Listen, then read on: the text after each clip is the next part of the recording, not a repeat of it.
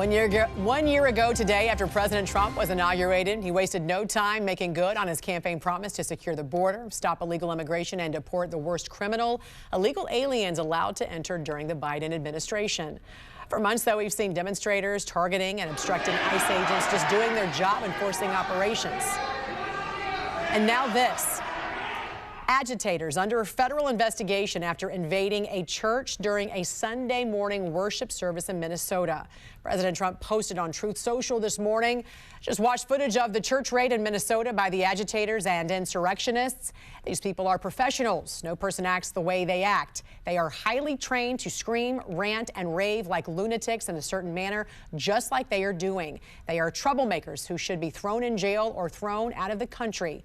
The first to go should be Walls and fake sleazebag Ilhan Omar, who is supposedly worth over $30 million, even though she's never had anything but a government job. Investigate these corrupt politicians and do it now. Joining us this morning is retired veteran FBI Special Agent in Charge and head of the Chicago PD, Jody Weis, former head. Good morning to you, Jody. Thanks for joining us. Officials say demonstrators reached that new low entering that house of worship. First of all, your thoughts on this, especially as someone who ran the second largest police department in the country. Who are these demonstrators? Where are the police? Yeah, such great questions. First off, who are they? Well, we know who one of them was, and that was our good friend Don Lemon, who seems to think that his First Amendment right trumps everybody else's. But I agree with the president when you look at who's doing this protesting. I think there's a percentage who are paid and they're professional and this is what they do. And then sadly, there's another percentage that I think they're just brainwashed, lost souls who think this is a righteous cause, somehow going against ICE, who's out there taking the worst of the worst off the streets. But this was just disgusting, Jan. And I was really encouraged last night when I watched Harmeet Dillon, head of the Civil Rights Division, say, we are coming after these people hard. They're going to look at them at the FACE Act. They're going to look at them from the Church Argent Prevention, which both of those do have things for church intimidation if someone interrupts you from trying to exercise your religious beliefs. So something's got to be done. DOJ has to come down harsh. They have to come down swiftly on this because this cannot happen in America. Also, when it comes to the police, there are reports that some of them have been ordered to stand down. Is this something you ever experienced to tell your rank and file by elected leaders to stand down and not respond if there's a call or if there's a protest? Because eventually that's got to cause problems, right, within the department. Oh my God, never would I do that. And if I was stupid enough to do something like that, I would expect every officer to disobey me. But Jan, this had to have problems going down the road. I've known 3 police chiefs in Minneapolis. I've known 3 of the SACs in the FBI. Minneapolis has been blessed with tremendous cooperation between law enforcement over decades.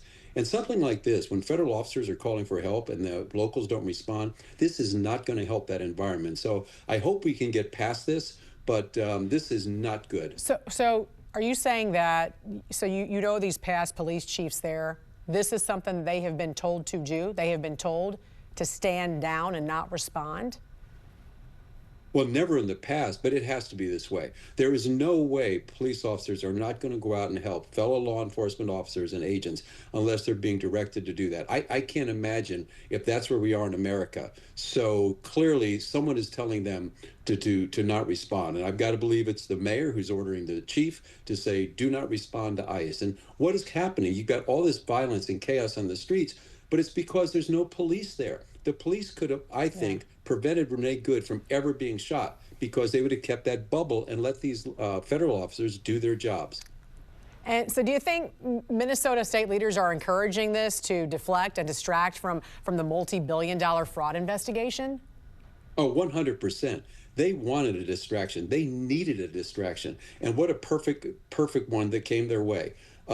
You can show the chaos on the streets. You can target it back to Trump. And it's outrageous, the rhetoric, the reckless rhetoric you're hearing from these leaders encouraging this type of behavior. And that's why I don't know where it's going to go, Jan. Sometimes DOJ, I think, gets a little ahead of their skis. But I was very happy to hear that the department is looking at both Frey and Waltz, because there's some violations, I think, that stand investigation: impeding federal officers, obstruction of justice, conspiracy against rights. So hopefully there's going to be some repercussions for this rhetoric, because that is what's driving these people going on the streets. Retired veteran FBI Special Agent in Charge and former head of the Chicago PD, Jody Weis, we appreciate you joining us this morning. Thank you. Thank you. Stay warm. You too.